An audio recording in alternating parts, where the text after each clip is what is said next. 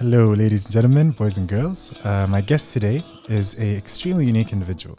As far as I know, maybe you can correct me if I'm wrong, but I think he's the only person out there who's learned to speak fluent colloquial Arabic as an adult. But on a much deeper level, I think he helps us realize that there's a common thread we all share as humans, regardless of our background or our upbringing. Blah, blah, blah. He came to the UAE from America to study marketing about 15 years ago and found himself becoming more and more immersed in the local culture. He claims that his social media success was a complete accident and currently has more than 500,000 followers on Instagram. If you haven't guessed it already, his name is Max Stanton, and he's more commonly known as Max of Arabia. Max, it's a pleasure to meet you and be with you here today. Appreciate you. It's a pleasure to be here. I'm really curious to dive into your story and just learn about more about who you are and how you came to be this unique person you are today. Okay. So I think it could be interesting to go way back to your early beginnings, just to learn how things started. Sounds good. But before we get started, there's two things I need to correct. Yeah. I didn't move here from the US. Okay. Okay. I was actually living in Yemen. Thanks. And what was the other thing? Yeah. But you moved to the Middle East from the US, eh? No. Oh, where were you before that? I was born. Okay, so this is gonna be the next story, where I started the whole thing. I know. But I've had a weird life. We moved around a lot. Both my parents are teachers at international schools. Mm-hmm. So we traveled a lot. I was born in Africa. So I was born in Botswana, lived there for a few years. I lived on a Navajo Indian reservation in Arizona. Wow. So for a couple of years there, I lived in Zaire, got evacuated from Zaire. I moved to Aden in the south of Yemen, got evacuated from there. I moved to Kyrgyzstan for a year. And this is Kyrgyzstan was 1997, 1996, something like that. So it was kind of just coming out of communism type thing. Everybody had the same car. There was one type of phone. Wow. So that was different and difficult for us. So we only lasted a year there. Then I went back to Yemen, lived with my parents in the north of Yemen in Sana'a. And from there, my parents got a divorce, moved to England, which was my choice. My parents gave me the choice where I wanted to go. Did I want to stay in Yemen with my dad or go to England with my mom? Yeah. I was like, yeah, let's go to England. I don't know. It took me a couple of weeks to realize it was the wrong decision for me. I was like, no, I don't want to be here. So before the final exams of the school year were there, I told my parents, I'm done. Take me back to my dad. So I went back to my dad, finished high school in Yemen, and then from there moved to Sharjah. Wow. Okay, that's a lot more intense than I imagined. Yeah. What was it like as a kid and growing up in all these different countries, cultures, being exposed to these very unusual environments at such a young age? I think for me, it's the best thing that's happened to me in my life, right? The combination of being all these places and having my parents who were so open to all experiences. Because I had people in the same school as me with the same background type of thing. My parents were teachers, their parents were teachers, but they weren't allowed to hang out with the locals and weren't allowed to integrate as much as me. My parents were pretty much as long as you're not dying, go have fun. So alhamdulillah, I'm still here, but it was really nice for me to be able to actually experience. And I think that's the key thing that lots of people are missing when they do travel. Mm-hmm. Okay, I can go to Saudi. Yeah. And I can eat American food and hang out with Americans. Yeah. But why go to Saudi? Yeah. Right? If I go to Saudi, I want to see Saudis. I want to eat Saudi food. I want to hear Saudi music. I want to do everything that Saudis would be doing. Mm-hmm. And not everything that Saudis would be doing. I'm not going to go to Middle East or anything, but I want to see things properly, and I want to experience things properly. So my parents were super open to that. Mm-hmm. And I think for me, that's been my biggest blessing. As someone who's, I can't relate to what it must be like as a kid, but as an adult, I've tried to immerse myself in different cultures. And I think a safety mechanism for me is to do what you just described, is to cling to people who are more familiar, do things that are more familiar. Was it easy for you? Was it the fact that you were so young that you could immerse yourself so easily? I think probably, yeah. What you've been to do, we were talking before, you lived in China, you lived in Japan. Mm-hmm. That would be completely putting me out of my comfort zone. If you did it to me now, if you did it to me now, I don't know if I can handle it. 100%, I think we all try to cling to things that are closer to us. Mm-hmm. But now, the Arab world is closer to me than anything. Mm-hmm. So I'm feeling much more at home here than I'd ever felt in the US or the UK. It's really interesting. And I like going there. I like seeing my family. I like visiting. but I find I have more in common with people here. Like I've got a friend in Oman who's a fisherman. He he got out of school at the age of 10 years old, maybe, right? Because he had to start working. But he's one of my best friends. Wow. And I'm closer to him than I would be to somebody of like a similar, I don't know, socioeconomic class, upbringing, whatever, as me living in the States or UK. Yeah, that's beautiful. That's really beautiful. I feel like when growing up, there are decisions you make that really define who you are, define the kind of person you become. And I think, correct me if I'm wrong, but I think your decision to come back to the region and move to Sharjah, stay in this part of the world, played a big role in making you who you are. 100%. What do you think? How do you make decisions like that? How did you decide? Okay, this is where I want to be. This is where I think I need to keep living my life, whether it's for studying or for living.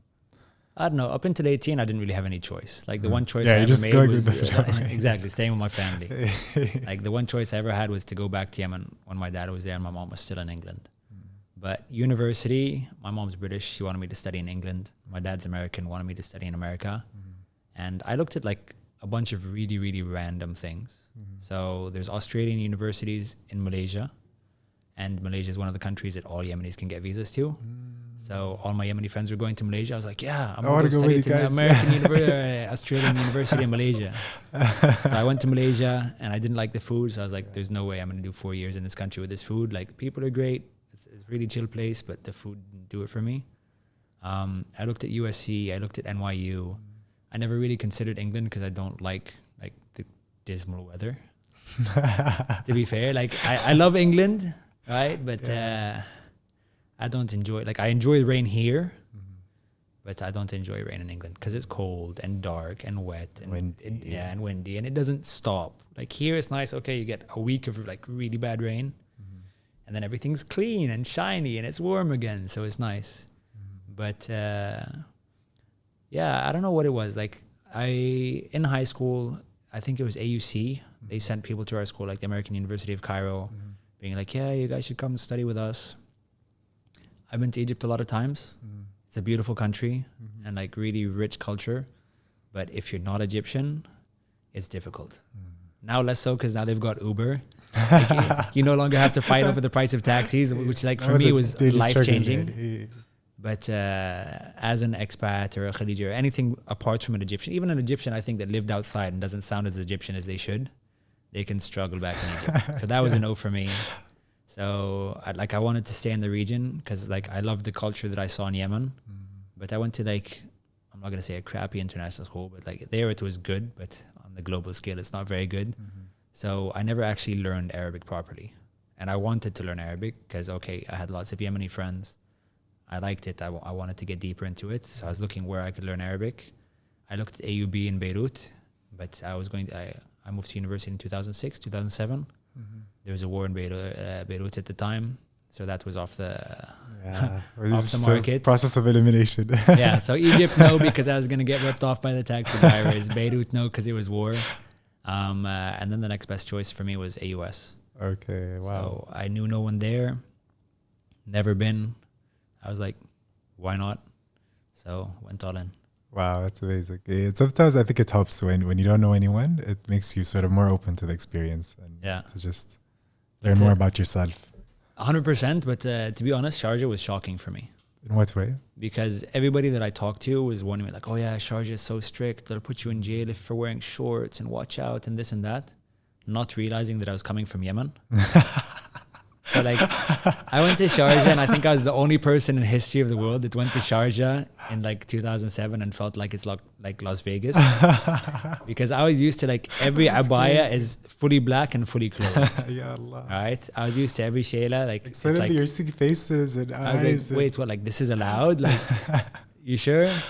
So it was shocking but like beautiful experience. And I think I went into university thinking I was going to go back to Yemen. Like my plan was I'm going to study 4 years and go back, get a job.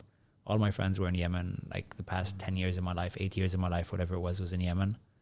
But moving to the UAE and like you're here now, so I want to talk to you in a couple of years and be like, yeah, can you move anywhere else? I feel it's a very difficult place to leave, right? There is a rich and beautiful culture. There's amazing people. It's one of the few places in the world that I feel is like a genuine melting pot of cultures. And for me, like that's been my whole life. But everywhere I went to is pretty much one flavor. Here you have everything, right? So I think that's beautiful. And then combine it with the fact that everything works. Yeah. Mashallah, like it's not something you get many places in the world. Yeah, so true. I came here 4 years in. I was like, there's no way I can leave. Yeah. Plus, we have the deepest pool in the world. Now we do. How close are you at the bottom? About 10 meters away with no fins. That's incredible. Yeah, thanks for that. That's, yeah, man, really, really interesting to hear. When you're talking about Emirat or comparing it to Yemen, I was wondering, what's home to you, or what does home mean to you? Big question.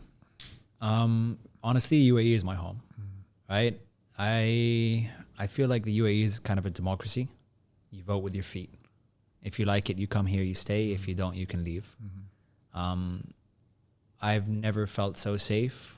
I've never felt so at home. And also, like, put in mind that I never lived in a single place for more than maybe 6 years in a row. Like, that was the longest I'd ever been anywhere. And even during those 6 years, we'd probably been in 3-4 different houses. We'd moved around, different things changed. So being here for like going on 15 years, I moved here when I was 18. I'm now 33. I kind of chose the path that I wanted to go on, and everything that I've done since here, like not everything was exactly what I wanted to do. Like I worked 4 years at Procter & Gamble, and that was not me. But alhamdulillah, we closed that chapter and we left. Very interesting. But yeah, for me, home is absolutely the UAE. And I think home is where you feel safe, right? Home is where you feel understood, and home is where you feel free to be who you are. Like I'm unapologetically me. That's and beautiful. People are fine with that way here. So. That's beautiful. What's home to you? Well, home, it's also a difficult question for me. I feel like... So why are you asking me difficult for you? It's difficult for me. Putting me yeah, on the spot. I want to put you on the spot. That's what this is all about. Uncovering these little gems. Home for me is, I guess, where I feel like I can do what I need to do, like help, or where I can achieve my goals, where I can be close to... important, of course, to have people you love around you, people that are you enjoy being with. And to me, it's changed a lot over the years. Now, I kind of like the notion of not being tied to a single place. I like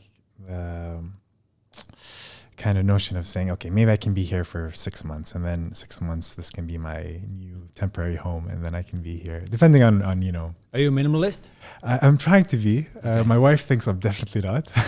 But I wanna try to be move in that direction. Yeah. Talking about Procter & Gamble, this is a side that I'm really interested in diving into a bit. The business side of doing what it is you do. Okay. I feel like anymore, especially new generation, they look up to people like you and like, wow, you can do this as a living. It seems like so much fun. But honestly, personally, I have no idea what it's like to be self-employed. Not even sure if this is your sole source of income and being an influencer. But if you don't mind, dive into this a bit. Talk us through how it works. How do you make money? How do you make a living?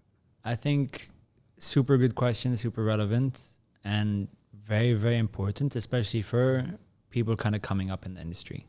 Because I feel I have the benefit of, number one, I went to a good university. Number two, I worked in the corporate world for 4 years at one of the premier marketing companies in the world. Right? They probably spend more on marketing than anybody else in the world on a yearly basis for the past however many years it's been, 50 years, whatever it is. So I came in with a strong concept of brand and a strong concept of what's off brand. And I think this is one of the things that people see and like, okay, realistically speaking, so taking one further step back, like I grew up, my family never really had that much money because they're teachers at international schools. So alhamdulillah, we're blessed in many, many ways. But I wasn't growing up rich. we lived in third world countries. So yeah, we had a nice house and all this stuff because it wasn't expensive to live there. But after university, I thought all I want to do is make money. And this was honestly, it was my only goal. Like I did not care about a promotion. I did not care about whatever it was. I didn't care about a title. All I wanted was to make money. And I made money and I got to promotion and I got to like I did well for myself, but I was deeply, deeply unhappy. So at the time, like Instagram was still kicking off and I launched, like I was still working at P&G, but I launched a streetwear brand with a business partner and pre-influencer marketing, like it didn't exist. We'd give like hats, we make snapbacks and t-shirts and hoodies and stuff. And we'd give them to people that had followers. Oh, like, interesting. In those days, like somebody that had followers is like 20 to 50K was like a big deal. Like, wow, he's got 20K. K, it's not like numbers because you're like at 2,553. You can't see all the digits anymore. It's like, oh my God, he's a K. He's got 20K. But so I was working on the streetwear brand after work, and we were giving people stuff, and like one guy would give us 3 posts for a hat and a t-shirt because they'd never gotten anything for free. And it was like the first time that they felt like they're being recognized as being something. Like nobody was paying to be on social media. So I did a video that really popped off. Very simple video. I was early for iftar at my friend's house, didn't want to bother them and go in before I was supposed to be there. So I was sitting in the car and I thought, like, everybody asked me, oh, Max, you're foreign. How do you speak Arabic? And this coming like a guy like you, your Arabic is better than my Arabic. Your English is better than my English. And you're also fluent in Mandarin, right? So like, how are you asking me how I speak a language like borderline okay? And you speak 3 languages better dialects, than me. I'm sure you could, you'd make me look bad. I'm not sure, man. I'm not sure. Like, even my English is bad. If I close my eyes, your English is better than mine too. No, I mean Arabic dialects. Like you could possibly destroy me. I can get you with the Yemeni, but Definitely, you've got Chinese on me, so it's kind of the trump card. But I literally asked, like, why are Arabs shocked when they see white people speak Arabic when 90% of Arabs speak good English? It's the same 2 languages. And like that video went nuts. I had like 3,000 followers or something, and there was more than 3,000 comments on the video. No way. Because people didn't, like back then, like social media was just popping off. Nobody was putting themselves out there. Like I've got now a lot of friends that I know that speak great Arabic, right? Like there is a guy in Oman called Oliver. He speaks amazing Omani. I've got a friend called Bentley Brown who's from Texas, grew up in Chad. He speaks perfect Arabic. Really? I've got a friend in Jordan called Lizzie who, mashallah alayha, she's learned Jordanian Arabic in like 2 years or something, like some incredible feat. I think, I saw you did a live with her, right? Was that her? Yes, yes. Like she's super talented. Like there's so many people that are now coming out. But at the time I was something that was like, I don't know, an oddity to people. So then I was thinking about it, I was like, wait, like, why am I giving people free hats and free shirts when I've got more eyes on me? Like, I don't have the followers, but 100% the interaction's there more than, like, there was engagement didn't exist in the dictionary. It wasn't there. It's like, but like, more people are looking at me than at them. So the only reason I started doing videos is I wanted more people to buy my streetwear brand. So no way. 100%. That was the motivation. It was the only reason I did it. I didn't want to share what I had to think, but I find myself semi-funny. I was like, I can say things that I like and whatever. It's 15-second videos at the time. We're good. So every day it'd be a new video with a new shirt and a new hat. Done. So that was what kicked off the growth on social media. And I was doing both of them at the same time. But like early days, I was growing fast. There was no money to be made on social media. And then slowly, it's like, okay, I've got work, but somebody's saying, come here and we're going to pay you this much to do an ad for us. It's like, wait, like there's money behind this. So then I started thinking about like, what do I actually want to do in life? Because the day I signed the contract at P&G, like no hate on P&G, it's an amazing company. Just like a desk life is not me. Yes. I like my freedom. I like to be able to say today I'm going to work for 20 hours. Tomorrow I'm going to work for 0. Like I like that. So I was thinking about it and what to do and all this stuff. And at the time I thought, I need to save for a house because that's a responsible thing to do. But obviously I'm going to save and get a mortgage and then be locked up for 20 years trying to pay off the mortgage and all this stuff. So it got to the point where I was like, okay, I need to quit. Every morning I go into early. You see, I can't even speak English. Every day I would go into work early and I'd read the news. Like I'm a voracious reader. I love knowing what's going on in the world. And I'd read the news and an ad popped up. It's like looking for Emirati men. We're doing a camel trip in the UAE on camel, like traditionally, blah, blah. And I was like, whoa, that's awesome. So I was like, what should I do? Oh, Emirati man. Well, I'm a man, but I'm not Emirati. Yeah. So I sent them a message. I was like, oh yeah, so my name is Max Stanton and I'd really like to come on your trip, but I'm not Emirati. Can you take me with you? And like their reply was immediate and like, oh yeah, it doesn't matter where you're from. We'd love to have you, which was amazing for me. But wait, like I have a full-time job and I've not quit. So this was slightly before the 4 years and I was trying to get to the 4 years so I get the full bonus and all this stuff. And I was thinking about, I was like, okay, so I can only go for 2 days because weekend and then Sundays work from home. So if I stay off on Sunday, okay, I can get 3 days in. I was talking to one of my colleagues who's like the chillest guy ever. I can't name his name because put him in trouble. possibly put him in trouble if anybody sees this. But he's like, what are they going to do? They're going to fire you? I was like, yeah, what are they going to do? They're going to fire me? I'm going on the whole trip. So I literally sent my resignation. Yeah, no, I sent my resignation. I did 2 weeks and I was like, yeah, and I've been invited on this trip and I'm going. And I left. I didn't wait for a reply. I didn't wait for anything because my entire team was based in Geneva. Okay. I was remotely located. Okay. So I went on a 14-day camel trip. Wow. And 400 kilometers. Wow. Camping. Went to the Omani border and came back. Wow. And it was great because like, okay, I had my phone, but I wasn't on my phone, right? Didn't have a charger and all this stuff. So it was a great time to really think about what mattered to me. Wow. So then, okay, I quit my job. I had savings enough to live for 1 year. It's like, okay, I can maintain the same life that I'm living for 1 year without making any money. So I did that. I quit. But then I was like, okay, so what am I going to do? Like, okay, social media is cool and stuff, but I don't want to be useless. So I was kind of thinking of, like, I feel that every person has kind of a unique path that's best suited for them. Like, for you, you can do a million jobs, right? You're highly intelligent, you're highly eloquent, you're super fit. Like, there's so many things that you could do, but there's so many of the things that you could do, other people could also do. Right. So like, it's all about finding that niche. Finding a niche and finding something that adds value to you, but also to the world. Right. Because, okay, Absolutely. if I can do my job at P&G and 50 other people can do it, I'm not doing something special. Absolutely. So, like, there's a few different things. I love that. Yeah, for me, it was important, right? Because, like, obviously, I've been put on the world for a reason, right? There must be some value that I add, not just taking and taking. So, one of the things that I'd realized through my social media is that there's lots of people that don't see the value in Arabic. Now there's Arab content creators. When I was starting, most people were doing English content, even if they're Arab. Because that's the TV that you see, that's the movies that you see, that's the magazines that you read, that's the music.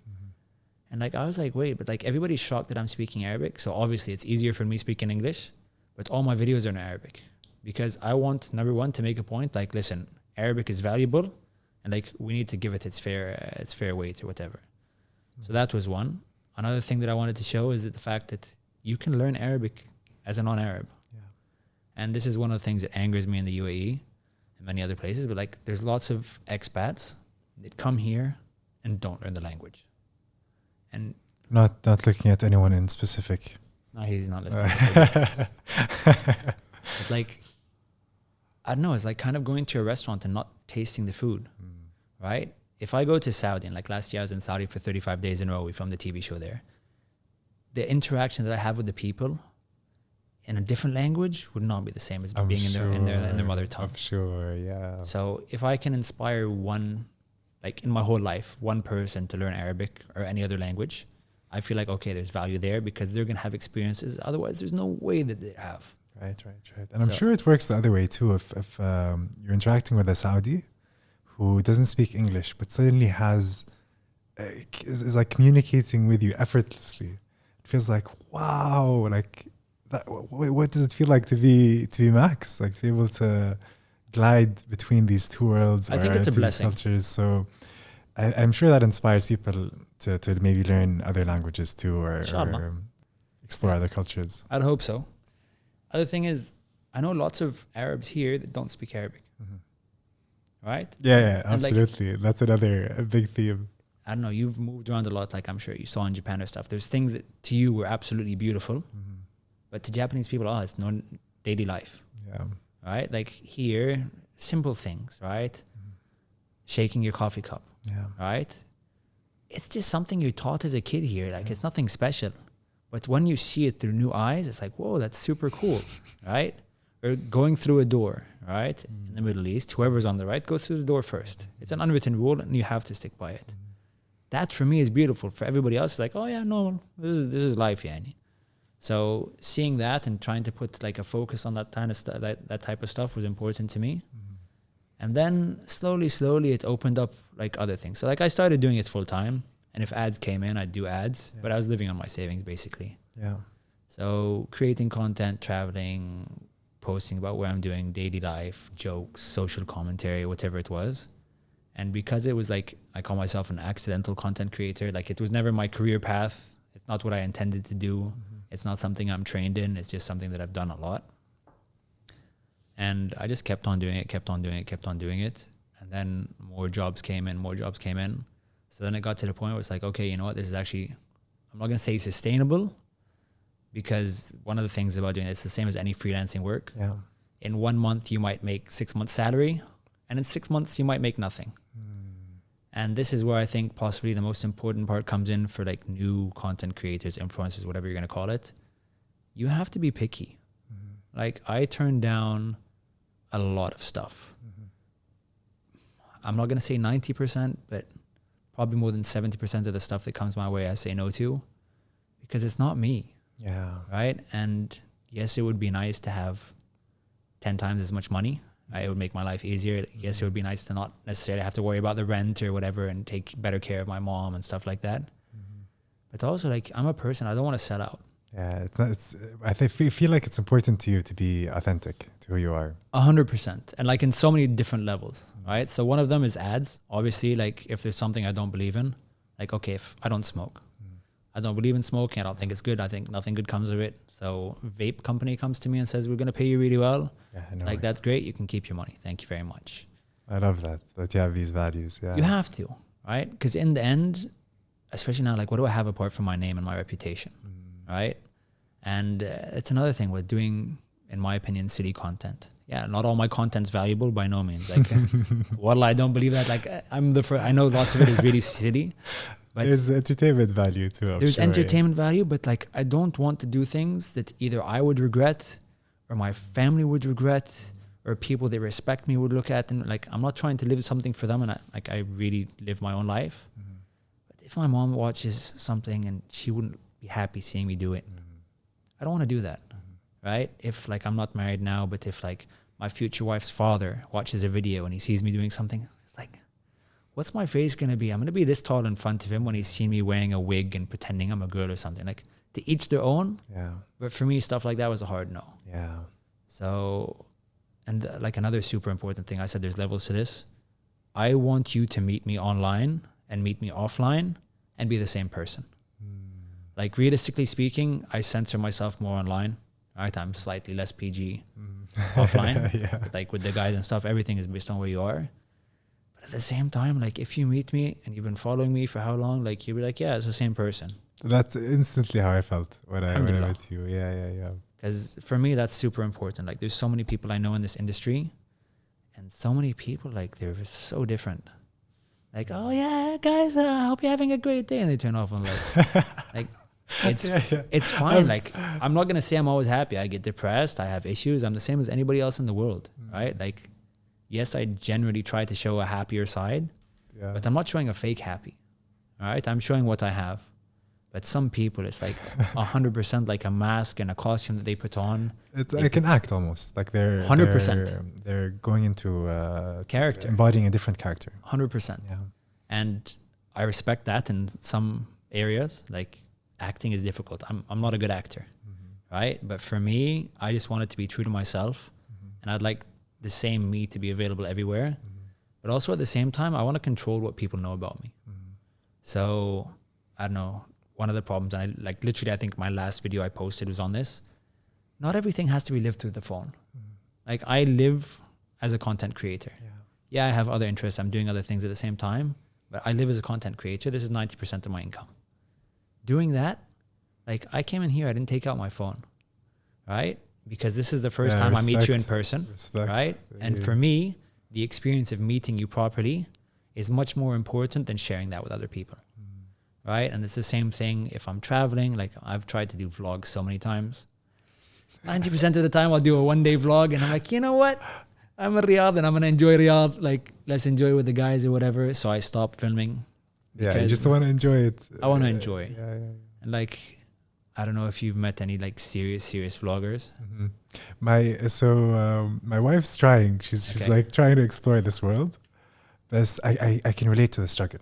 Like, cause it's on one hand, I feel like, isn't it so much fun to enjoy this just from your perspective? Yeah. But then it's okay, like the value of documenting it and the pros and cons. So, man, it's tough. I think it's really, really tough to like vlog or document your life in that way. No, I think it's difficult and it's definitely a skill. Yeah. But also for me, like I don't have aspirations of being the biggest in the world or the best in the world or anything like that. Like I'd like to do well at what I'm doing. I'd like to be able to support myself, my family. I'd like to add what I see as value. I'd hope that other people also see it as value. But I think so many people, and this is the scary thing, because now everybody on social media is a fashionista and a social media content creator. Like everybody, they can have 3 followers and they're doing food reviews, right? Yeah. Hey guys, hey fans, whatever. And like, it's worrying to me. Yeah. Because even regular people, like it's not their job. They're not living their, you've got 3 people watching you and you're not living your life because of it. Yeah.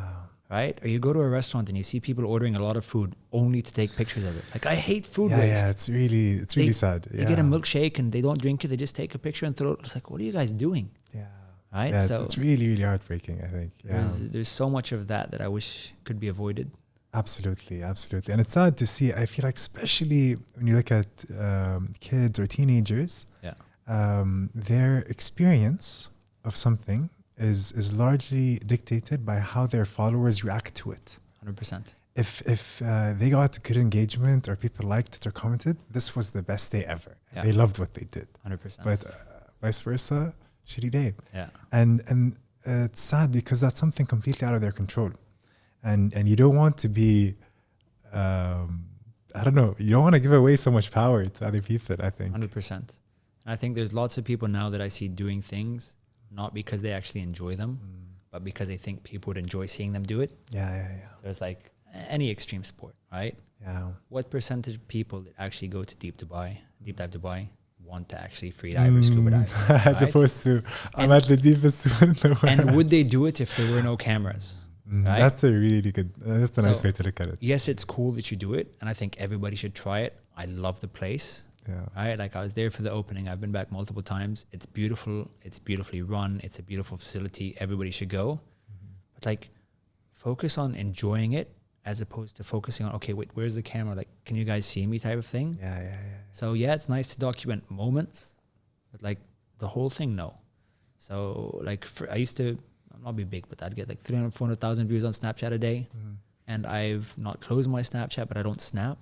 Because Snapchat's constant. Yeah. You need to be replying to people. You need to be messaging people. You need to be posting everything. Yeah. And if you meet Snapchatters, and Saudi, mashallah, there's so many. Like you go to a small village and there's like the official Snapchat of the small village, like literally with like a signpost with a snap code on it.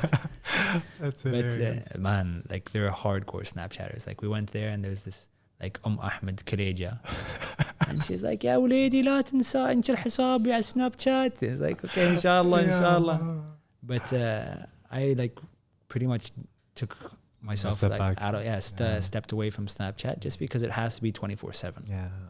And for me, like it's much more important to live than to share that I'm like, yes, there's some things like, for instance, if I'm doing charity work, I'd much rather be just doing the charity work than filming, but there's a reason I'm getting that opportunity to do the charity work. It's because we're trying to raise money.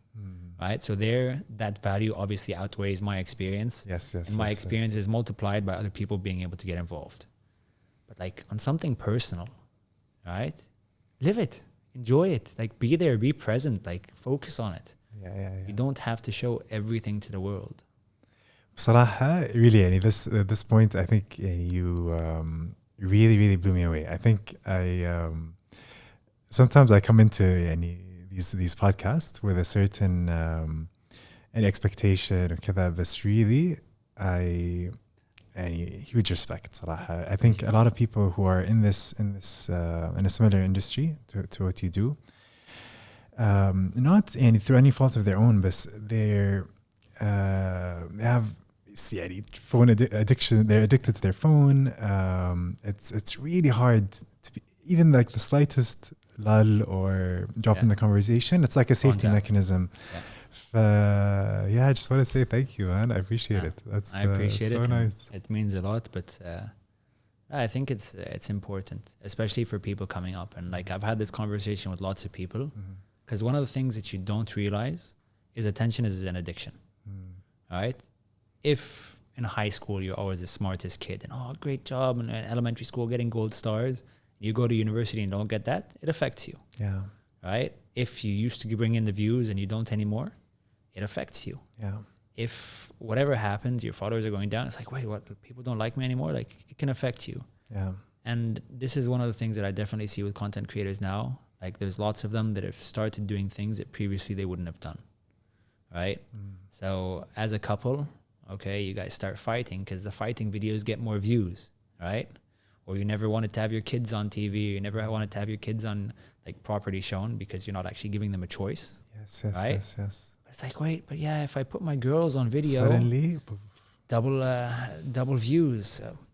It's a dangerous, slippery slope. Yeah. And I was actually having this conversation with a really good friend recently because he's a chef, Yemeni American chef, blowing up in the US, mashallah, doing amazing stuff. He's like classically trained French chef, mashallah, but elevating Yemeni cuisine through his training. Wow. Amazing guy. Really cool. Amazing guy. And inshallah, if he comes here, like I'd love for you to meet him because like he's amazing. But we're having this discussion because on one side you see it's like, yeah, views, money, followers, blah, blah. But on the other side, it's like, what are you happy with? Yeah. Right? Are you happy showing your kids? Are you happy with your wife and you having everything on display? Where does the acting stop? Like there's so many things. So I think it's important for people to realize that there's more than just views. And I'm saying this as somebody that my livelihood depends on views. Yes. Right? In my opinion, it's not worth it. To some people it is, to each their own.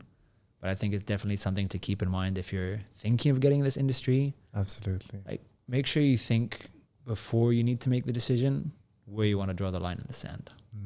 I love that. So making sure your values are clear. Yeah. And khalas, this is where I'm willing to go, and this is like where I'm going to. 100%. You've got your red lines, and you set it before there's money on the table. Yes. So then somebody comes and says, "Wallah, listen, there's 20,000 dirhams on the table if you do this," and you're like, you know what, you can keep it because I don't smoke, right? Stuff like that. So nice. A related question I'm wondering about is the creative aspect of coming up with content. Yeah. You put out really, really funny content, and I think it's like an art or a skill, maybe similar to writing or something like that. And I don't know, I imagine it's not something that's easy. Maybe it's not something you understand that well, but if you could talk us through the process of like, okay, from thought, or even before you have a thought, like you want to post something, what's next? What happens from there? This is dangerous. This is an excellent question, as all your questions are. And I have to say, you have like the best, most relaxing voice in life. Like you should definitely do audiobooks. Seriously, I want to just like ask you questions so I can listen to you because you're very like calming and it sounds so good. Good to know. I have a backup career plan. Do audiobooks 100%. But now I forgot the question. What was the question? About the creative aspect of content creation. So early on, it was easy, right? Because early on, like I was 20, whatever I was, 25, 23. So I had 23 years of experiences that I could share, right? And 23 years of observations. The only place I had to put them out in the world before was Twitter. So picture speaks is like worth 1,000 words. A video is worth however many more than that. So that was very easy for me in the beginning. One thing that I think I'm lucky is because I consider myself an accidental content creator. Like I'm not pigeonholed into one thing. I can post on whatever I want. I can post on the refugee crisis. I can post on a football game. I can post on travel, whatever it is. People accept it from me. If you come out as, okay, you are the freediving guru, all of a sudden you post about a car, people are like, listen, stay in your lane, go back to freediving. Absolutely. So for me, I think that's a blessing that I have in my side. But work is work, right? And this is one of the things that I think people don't realize looking in on this. Like, oh yeah, it's so easy. It's so much fun. I've got 15-second videos that it took me 9 hours to edit. Wow. Right? Literally a 15-second video. Wow. So that's just the editing? Just the editing. That's not shooting. God. That's not anything. Also, hey, that's a side I feel like, I don't know, personally, I'd be fascinated to see, like, just, not just in this industry, but generally, what you perceive or what you can see is usually the end of 100%. Thousands of years of someone's refining their craft, putting work into it, preparing, executing. Very easy to underestimate what goes into it. You're driving, right? You're a race driver. I was like, okay, he drives a Porsche. He's fast, right? But how much time, effort, exercise, like you train to race. Absolutely. Right? If you put a regular person in a race car for the period of a race, they'd pass out. They wouldn't manage it. They wouldn't survive it, right? Same with your free diving. Thousands of years of conditioning. And it's a lot of hard work, right? So you think, oh yeah, but it's only 60 meters. It's like, yeah, you try 60 meters, right? Because it's conditioning, right? It's physical, it's mental, right? It's training, it's technique, it's preparation, it's making sure you eat right. I don't know if you avoid dairy. Like there's a whole lot of stuff that you do as a free diver in order to be able to do it at the high level that people don't see. Exactly. It's the same thing. Like people think, oh yeah, like, and I had this discussion once, like I'm not going to bring up the company, but I once kind of flipped on somebody. Okay. Because they're an event.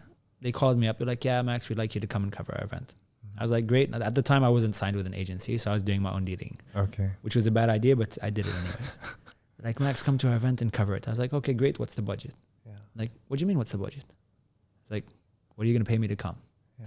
Like, no, there's no budget. This is good for the world. It's like, okay, cool. Do you get paid? They're like, no, I don't get paid. It's like, oh, so you're a volunteer for this company? It's like, no, I have a salary. All right. It's like, okay, so you get a salary. So you're getting paid to be there. Are the people that are bringing the food getting paid? Like, yeah, they're getting paid. Like, okay, is the location getting paid? Yeah, of course. Like, we have to pay for the location. Is a setup, audio, video, videographer? Everybody was getting paid, but they assumed that it's like, no, you just show up and take a video and post it and like it's free.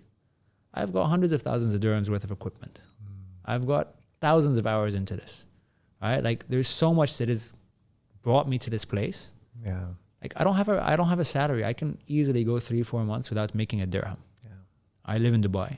It's not a cheap place to be. Definitely not. So, like, there's so much that people don't see. And in the end, this is a job. So sometimes I feel like I have to post something.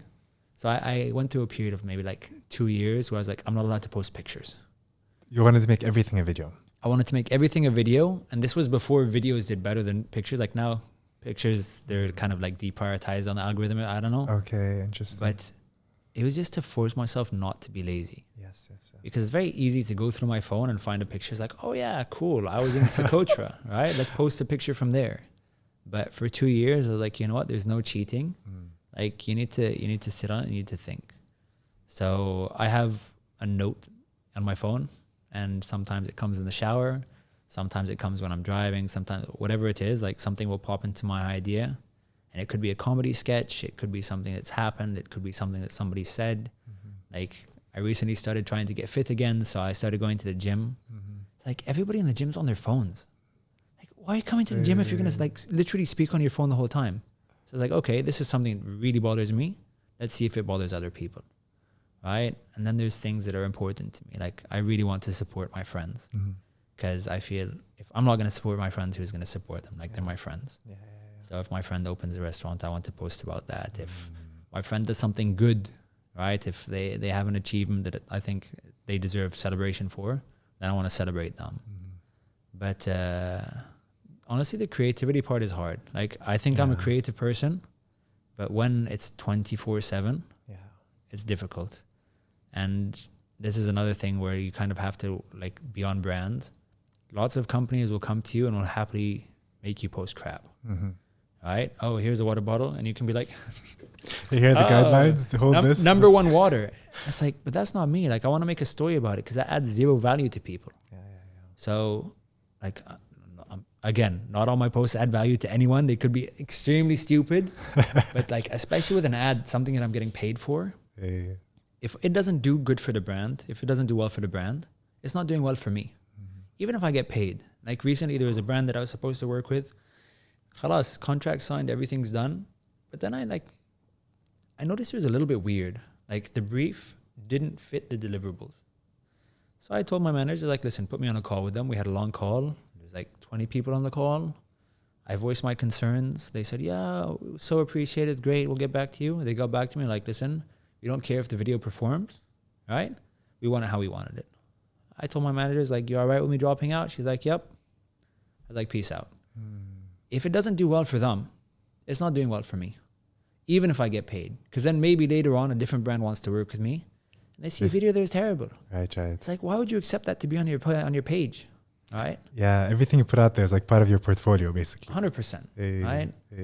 And there is people that are very happy reposting other people's content. If I'm not in the video, I don't want to post it. I'll post it on stories, right? But as like a feed post, I don't want to post something that I'm not in. Yeah. And if somebody wants me to post something, I'll tell them, listen, you can literally do a sponsored ad. You can target it way better than I can target it, yeah, right? Will see it. Like you want Saudi men with one eye, you can find a group of Saudi men with one, like you can do it, right? You want Americans over 300 pounds with 1 foot, you can do it. Like you can target exactly how you want to target. Don't waste your money on me, right? If you just want to get more views on something that's all you, don't do it. But like, if you're paying somebody that, like, I consider myself a content creator. I don't know. I don't like the word influencer because it, like, it comes with a lot of baggage. It's a catch-all term, and there's a lot of people there that I don't want to associate with. Yes. I enjoy creating content. If people are influenced by it, it's up to them. Yeah. But there's so many people that'll put anything out there and really don't care. I don't think it's worth it, right? Like, I want to have creative freedom. So if you tell me, Max, okay, whatever, go bananas, I want to sell a banana, I'll say, okay, listen, give me a couple of days. I want to think about how I can make a story behind this. Because if my audience can watch a story about going bananas, it's going to be much more catchy than me just holding a banana. And yeah, I can just hold the banana. And it's easier for me, and it's less time for me, and I'll make the equal amount of money. But it's not worth it, right? Like, I want it to stick in their head. I want it to be memorable, and I want it to do good for the brand that I'm partnering with. I love that. I think it's important. Yeah, absolutely. That's really, really nice. فحين, I'm kind of seeing this as like, I want to imagine that what you're doing, like a business, content creation. So you have, if you're not comfortable sharing, go for you it. can stop. But مثلا, الحين you mentioned you have an agency that's helping you manage things. I'm guessing they get a lot of any incoming requests, and they're vetting things out for you, and they think, okay, this is going to be good. This is maybe here's what we have on the table. You're coming in, you're like, okay, yeah, let's do this, and we can plan out this week. Anyone else involved in the team? Is there, like, am I missing an element? Ideally, there would be somebody that can help me with content creation, like a production team, or it would level up my content and make it easier for me to focus less on the edit, less on the filming, and actually have people there. So, like, I'm looking for somebody. I want to hire somebody full time to film with me, because then I can also do more.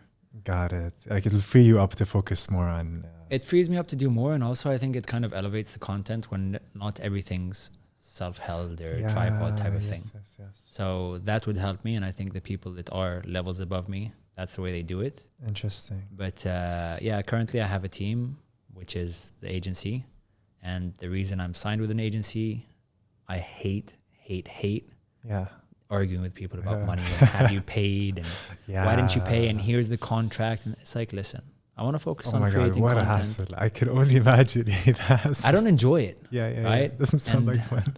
I've been with a couple agencies. I managed myself. Like, I made 2 emails. One was info@maxarabia.com and one was max@maxarabia.com, and one I answered it as if it wasn't me. Interesting. I wanted to remove myself from it as much as possible. Right? So I was like, listen, go talk to my manager. Then reply to him. It's like, yeah, Max said you're going to email us, blah, blah, what do you want? But I don't enjoy that part of things. So I think it's very difficult. And anybody that thinks they're going to get into influencer marketing, it is the hardest, most cutthroat industry in the world, hands down. And for many reasons, but number one, because 99% of people that are on social media think that there's something special, even though they're not. Right? Which is another huge pet peeve of mine, like self-important, inflated ego stuff. Like, Yeah. Everybody's the same, man. And people don't realize it. They get a blue tick or they get a couple 100,000 followers, a million followers, whatever it is.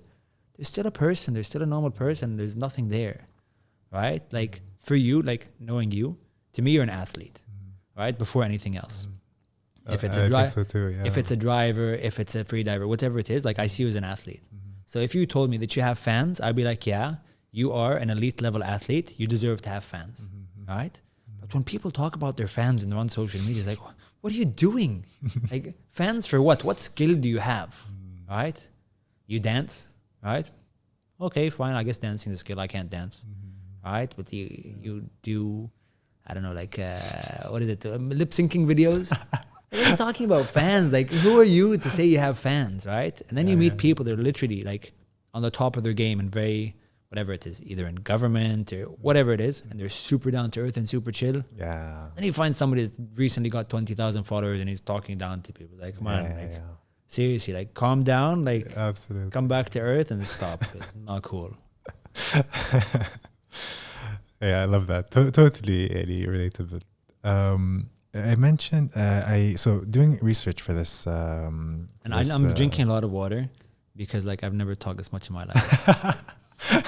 Seriously, I'm enjoying myself. This is fun. I'm glad you're enjoying it. So yeah, doing research for this talk, I came across I think an interview you did where you mentioned that this was maybe 3 years ago, that you've been wanting to put more effort into your YouTube channel. Still wanting to. Nice question.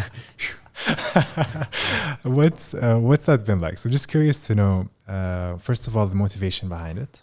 Yeah. I know that monetization is easier on YouTube. It's like directly linked views and you can just pop the ads in. Is that the motivation? If not, maybe it's just, it gives you a different way of expressing or creating content. What's the motivation? Why is it something you feel like you want to focus on? Again, good question. And there's like multiple answers for it. So number one is I put a lot of effort into content. Not necessarily the content is that beautifully filmed, but there's a lot of thought process behind it and stuff like that. And when I do film something longer, like I film it and edit it myself. So I traveled somewhere, I did something that I thought was worth sharing. And if it's worth sharing, that means it's worth sharing with the world more than it's worth me just enjoying it, which is like my standard. So that's effort. But if I create something for Instagram today, you'll see it maximum 3-4 days later. Unless you recently discover me, like, oh, this guy's weird, let's go back and like see everything he's posted, right? Which I do. Like if I meet somebody new and I think they're cool, it's like, okay, yeah. Like I went to your profile. I went back a long way. Like, okay, this guy's cool. No, because like we met through a mutual friend. Right. So and Hytham's like, Max, he's a good guy. He gave me the tick on you. So I was like, okay, I know you're chill. I saw your profile. I was like, no, you're really cool. Right? So I went back. But for the regular person, if they go to your profile, they're not going to go back. So you could have done something killer a week ago, but it's gone. Yeah. And it doesn't matter. Right. Things on YouTube live. Right? So if you post a video today on Instagram and it gets 5 views, in 10 years, it might be 5 views. Yes. On YouTube, it might be discovered 10 years later and it might get 50 million views. Right? That's something I never really thought of. It's very different about the two platforms. Yeah. So that's one. And since that interview, no, I haven't done anything on my YouTube. But I've got something new for you to ask me about, to the next person to ask me about in another 3 years. Tell me. I want to start doing more English content. Okay. Weirdly so, but I'll tell you like my ideas behind it. Okay. I feel I've reached kind of the point that I want in Arabic. Like I'm not saying, oh, everybody knows blah, blah, blah. But I've reached the point where I wanted to reach, where it's no longer, oh, you're white and you speak Arabic. Yeah. People see me for, okay, the content that I create. Yeah. Which was always my goal, right? Okay, it's funny for the first 3 jokes at oh, أنت تتكلم عربي نعم. Like خلاص, right? Like this was funny in 2006. Like, move on, right? And some people, like, they don't move past that. Like whatever it is, they're known for one thing, so that's all they'll do for the rest of their life. I feel that I'm like the people that follow me now, they follow me as a content creator for my content, not for he's white and speaks Arabic. I'm sure there's some that's like, okay, still looking at a monkey in a cage, like, but there's still some of those 100%, but I feel 90%, like now they'll comment if I speak English, they're like, man, you look weird when you're speaking English. Wow. So cool. I'm happy about that. That's really cool. But the Middle East is beautiful. Yeah. And Arabs are beautiful people. And the culture here is beautiful. And Islam is a beautiful religion. So if I can show people about the place that I am and the place that I've grown up and the place that I plan on being for the rest of my life, and like show people from the West, man, eye-opening. Like yesterday I was at this event. There's a Flat 12 picnic. It's a car event. It was in Suffolk Park. And a Norwegian guy, he's here for a week, stopped by. And like he sat down because he had the same car as me. In Norway, he has the same car, which I bought from Saudi, by the way. It's an old Land Cruiser. Good. But we had a long discussion, and they're talking about, I was like, you guys should come back, and you should travel. You should go to Oman, go to Saudi. I go to Saudi? I was like, yeah, you need to go to Saudi. So I pulled out my phone. I've got thousands of photos from Saudi. All right? It's like, look, all right? Whatever you're looking for, you can find it in Saudi, and whatever you find in Saudi is probably nicer than what you see anywhere else. Rock paintings, ancient history, culture, food, dance, festivals, whatever it is, Yeah, absolutely. it's there, all right? You name it. See, go to Yanbur, all right? Oh, you've been to Yanbur? Not yet. Oh, okay. Not yet. Okay. No, I've driven by it. Okay, okay. All right, we didn't stop because I went by it when Man, we were you'd filming a love TV diving show. there. And if, 100%. All right, like I've got a friend, he drives there, or he dives there, and man, 45-meter visibility at times. Like, mashallah, most days, like 30 is like the standard they're used to. Allah, 30. Man, here we get 8 meters. We're like, alhamdulillah, we can see our feet. It's amazing. Right? But like telling them about that and seeing their eyes open, they'll be like, yeah, but what about women?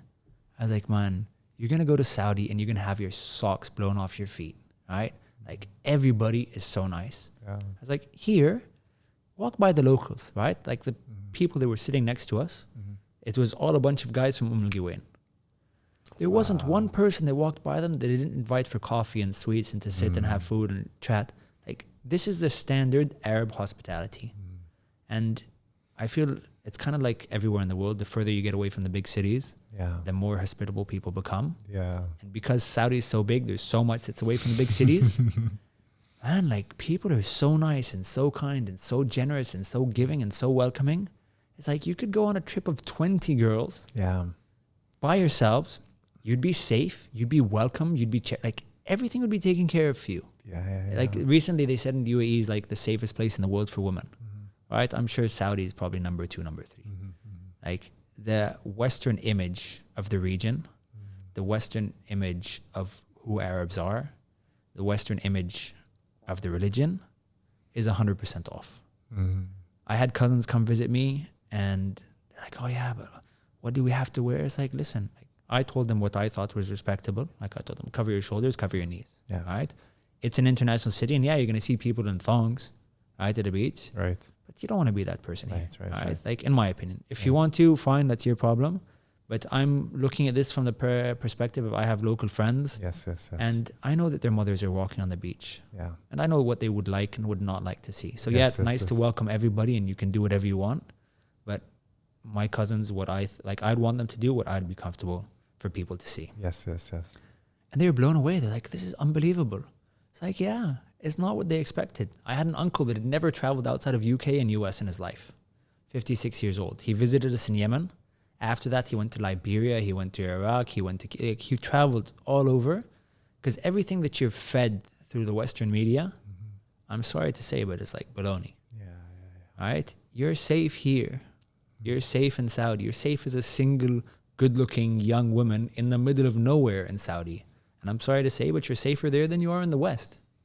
Right? Like the concept of guests is I can't say it's holy, but it's almost holy here. It's up there, right? Like it's really high and it's really important for people. And the amount that people would do for their guests is not something you'd experience unless you're like really, really in the boondocks of a Western country. Like go to, I don't know, the middle of nowhere in Scotland and the farmers will treat you well. But in majority of the places, it's a different life.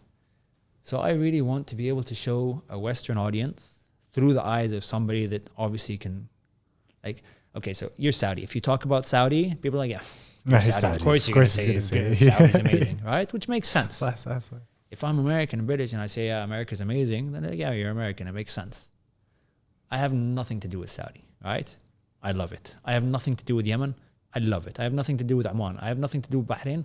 I love them, right? Like I was just in Bahrain. I was just inside. I drove to Saudi recently. Like Amazing countries, amazing people. The guys at the border are amazing.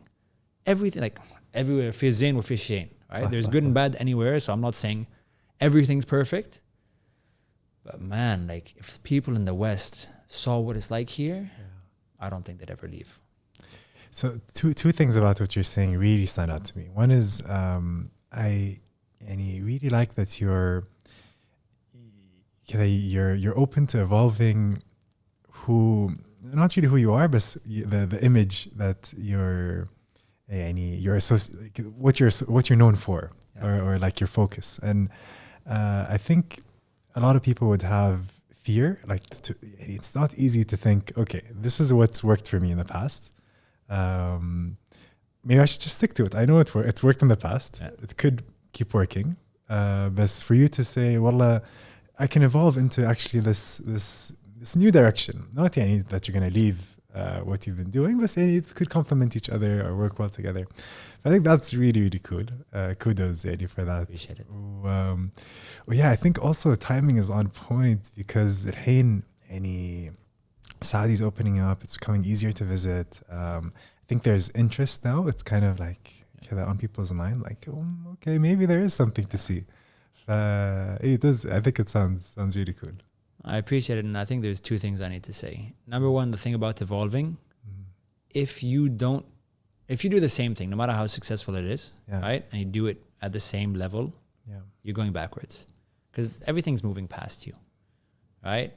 Right now, great. Like, I don't know what the world record is in freediving, right? But there was a time that they thought people couldn't go past 100 meters because their lungs are going to collapse. Exactly. Right? We've gone past that. If that was the mindset that you're diving with and you're never going to go past that, then okay, you're never going to reach. All right? Look at the performance of cars. The speeds you're driving at now when you're racing on your racing team are things that people could never dream of before. So if you'd stayed at the same level that they're racing at in the 50s, you'd actually go backwards. Now that's Sheikh Zayed Road, right? Like literally, like if you don't develop, if you don't evolve, I feel you're going backwards, right? This is one. Beautiful. And timing wise, I think 100%. But unfortunately, something that I seen, and I don't know if it's just me. I hope other people also see it. I feel like the Western media has it against us. And when I say us, I say that, like, I mean the region, right?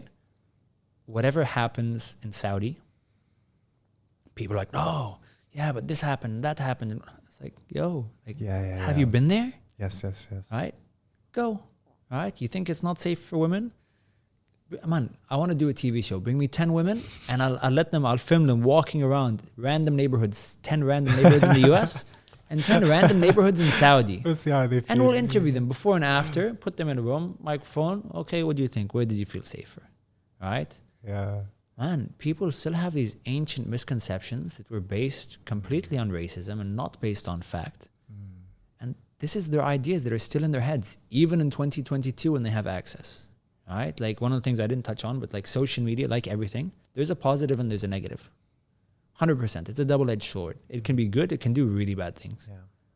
But like people need to be on top of their stuff and people need to go out and search and realize and look and travel and listen to people. Like now, if I want to go to Djibouti, I can open up Instagram and I can see what's going on in Djibouti. I can open up Twitter. I can open up Snapchat. I can go on the map and live. I can see what the people are doing.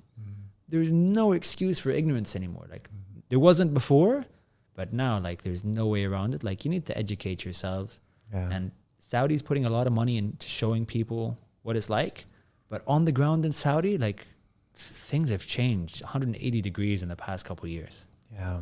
Right? And I'm not saying that it was bad before, but like just the visitor experience coming in through the airports. Yeah. Right? Man, Saudi airports are now world class. Yeah. And coming in as a white expat, whatever, they know that you speak English, right? You're welcomed by young Saudis speaking perfect, unaccented English, saying, welcome to Saudi Arabia. We hope you have an amazing time. If there's any way we can help you, we're here, right? You fly into Dubai, Terminal 3. I've left the airport in Dubai without taking my bags because I got out so quickly. I was like, wait, where's my suitcase? Seriously, I walked straight past baggage control because everything was so smooth. Yeah. I'm used to going to JFK and being stuck in a room for 3 hours and ask, so why did you go to Pakistan and what were you doing in Oman? Right? Yeah. Like things here are not like people can imagine. So I think 100% it is time because lots of money's been being put in to bring people. Like people realize that UAE, I think recently there's an article, UAE and Saudi are the top 2 places in the world to be during COVID. Interesting. Right? Like people are taken care of here, right? Everybody's cared for, right? There is religious freedom. Like there's so much going on that people wouldn't expect. Yes. Don't believe. Yeah. So yeah, and on that note, I experienced that firsthand recently when so Jeddah had the first F1 race in Saudi. how was it? It was, man, the atmosphere was so surreal. Yeah. It was pretty amazing on so many levels. But to the point you just mentioned, it felt like the media coming in, yani, from Sky, BBC, whatever. Had it against us. Looking for problems, They looking were for just- complaints. Exactly. And trying to frame things as like, okay, and Saudi's trying to do this, they're trying to cover up, but don't forget, this is blah, blah, blah, blah. And in every interview, when they interviewed the Minister of Sports, they interviewed different representatives, it's always like, like dig yourself out of this hole. Yeah. It's annoying. Yeah. And as a Westerner, it's embarrassing. Right? Because can you imagine if Saudi media went and did the same thing in the West? Right? Like they'd be up in arms. Yeah. So 100%. And it's annoying because anything that's happened on this side of the world happens on that side of the world. Right? And normally more happens on that side of the world. Right? Look at women's rights. Look at whatever it is. Yeah. Like I remember a while back there was like a campaign against the UAE because there was I think it was like a gender equality awards or something. Okay. The 3 people that accepted the awards on stage were men. Right? But man, like English press was trashing us. So like I took like personal offense. Right? I seriously took it to heart. I was like, okay, like I'm gonna look into this. So one of the winners, he was the head of a department, like a government department, where now more than 50% of his department was women. Wow. In leadership positions. Right? Wow. So it makes sense that, okay, who had the biggest impact on diversity? Obviously it's him because he's the one doing the hiring. Yes. Right? And I can't remember if 2 of the other winners were women, but they were accepted by men. Right? Like one of the women, like she didn't want to be on stage. One of the women, she was home with like that type of thing. But the awardees weren't all men. Interesting. And then if you go into the numbers and you look at actual gender discrimination here versus the West, we come out on top in all ways. Really? Right? Like to that extent? Oh, completely. Like you're looking at the education. Yeah, man. Women, I'm just talking UAE because this is what I researched, but like women in UAE and probably Saudi too are more educated than men now. Wow. Right? Higher education. Yeah. Right? If you're looking now and like you look at the ministers in the UAE, there are so many ministers and they're not put in like, oh, token ministry that doesn't do anything. No. There are like, sorry, the light was moving. There are powerful women in powerful places making big decisions that are implemented. Right? Wow. Like you look at Expo 2020. Light's still going. We're good. They're gone. He's asleep. It's fine. If the lighting changes, it's not my fault. I won't know. But like, look at Expo 2020. All right, Her Excellency Reem Al Hashmi. Man, she is unbelievable. Yeah. Right? And she was there. I remember we went to an event and it was something like she'd given birth 2 days before or something. Wow. And she was there and on top of stuff. Wow. It's like, man, I'm not a woman. I can never give birth and I can never imagine what it's like. But if I gave birth, you bet I'm not going to be doing anything, right? Like I stubbed my toe, I'm going to be out of work for 2 weeks. But like, there are women doing big things here. Yeah. I'm making big moves, and there's big women and big women in business, doing big things in sports, doing big things in politics, doing so much. But yeah, as you said, everything. Yeah. But okay, what about this one case? What you know what they did to this guy, right? Man, go to the States. Look what the police does in the States. Look what the government does. It's like you guys are still talking, right? Like here they say, oh, there's no freedom of speech. It's like, man, there's nothing I want to complain about. I'm safe, I'm healthy, I'm taken care of, and I know the government generally has the people's best interest at heart, right? You look at the States, I'm not happy with what they're doing. My dad's American, I'm half American. I've got a US passport. I'm not happy with where the US is. I'm not happy with where it's going. I'm not happy with the racism that I see. I'm not happy with the sexism that I see. I'm not happy with the bigotry. Like there's so much that I see. I'm not happy with their foreign policy. Like there's so much that I see going on there. But no, that's fine. All right? Like one time you guys did this one thing and it's going to live with you. Layn yawm al-qiyamah. You're never going to escape it. What did you do when you're 2 years old? Like, come on, guys. Too much. Yeah. Wallah, I totally get it. Totally get it. It bothers me. I can feel I'm it. sure it bothers you more because you're actually Saudi, but like I'm saying, just like Yeah. semi on the inside, like man. Yeah. I was taught as a kid, don't So throw stones if you're in a glass on the house. inside just as much as we are, man. I guess you're one of us. Habib, man. Like, don't throw stones if you're in a glass house. Like, you guys really want to talk about human rights records? Like, you're American, right? Man, okay, so you're English. So let's talk about your colonial history and how great that was for human rights. Like, there's so much that I feel has been kind of whitewashed and forgotten. Because no, we did it, but it's fine. But anybody else, no, you can't. Yeah. So. Yeah, and I guess like it's not any. The goal is أحيانا like sometimes we get this get fired up and like okay they're putting us down, we want to put them down.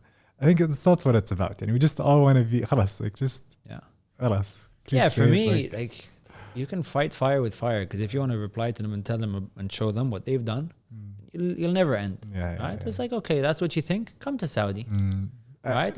Beautiful, like, beautiful, right? Like I've got an experience, and I'll tell everybody this experience because it was something that's gonna stay in my head forever. Right? I was going to a friend's wedding in Saudi. He went to university with me. Hazem Habdan, amazing person. I was waiting at the airport in Riyadh. His driver was a little bit late picking me up. I came on the day of the wedding. I was staying a couple of days after. And this was like before the whole opening up thing. So like things were still slower. I was sitting on the sidewalk, cross-legged with my suitcase. Old Saudi guy walks up, had no idea where I'm from, assumed that I was probably Shami or something. It's like, Assalamu alaikum, alaikum salam. Hi, how are you? Everything. We talked back and forth. He's like, do you know how I get to departures? I was like, honestly, I just arrived. I'm not sure.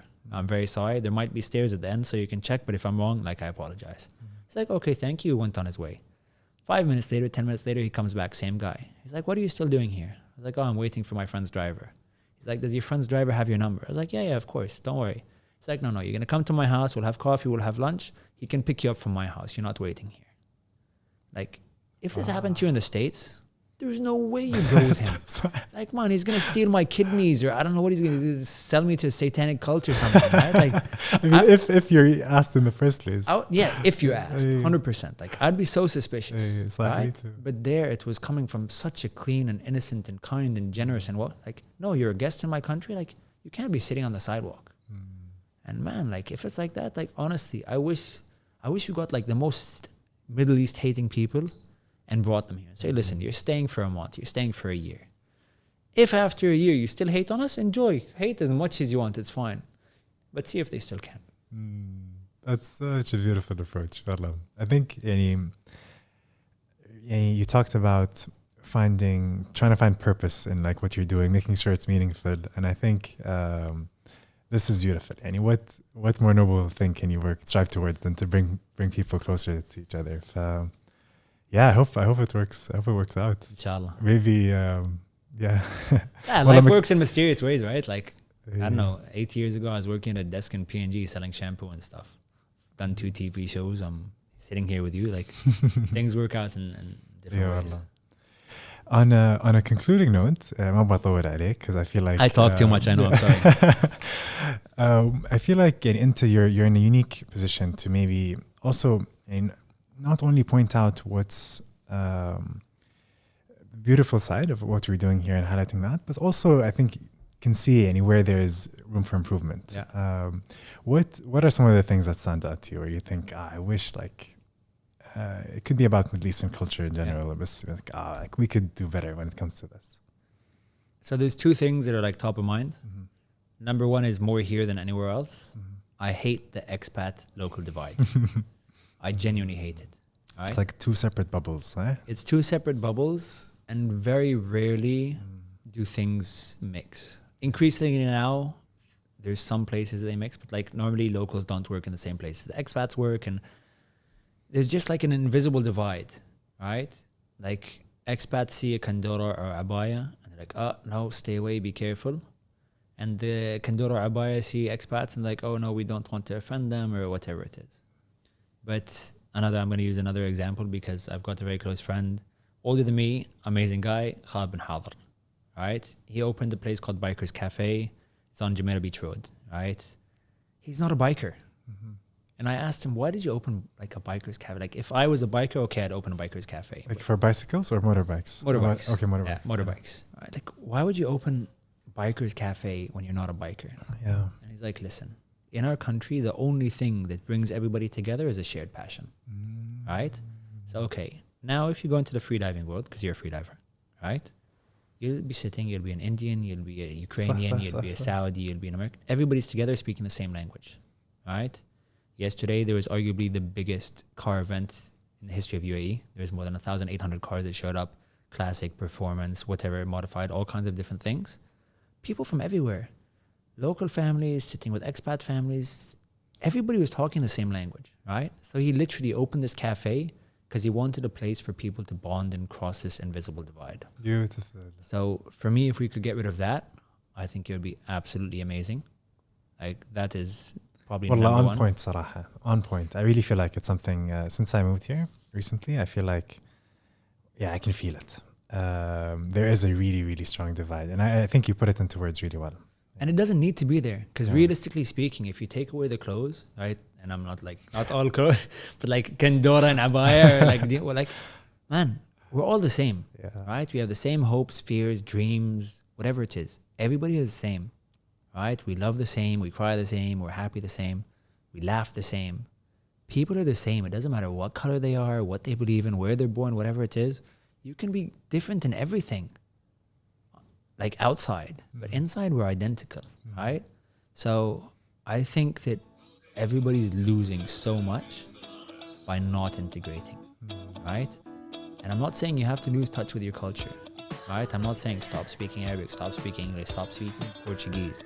Do whatever you want to do, stay who you are, but learn about the people around you and interact with them because your experience is going to be 10 times better.